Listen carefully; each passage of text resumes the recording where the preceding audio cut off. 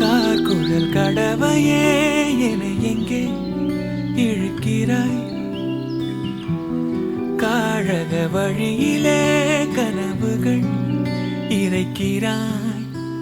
கண்ணாடி கோப்பை ஆழியில் நான் கைமீறி சேர்ந்த தேயிலை.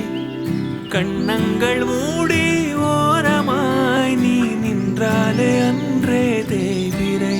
கிளியே நீ பிரிந்தால் சாகிறேன், இறகாய் உன் விழியே கேட்கிறேன்.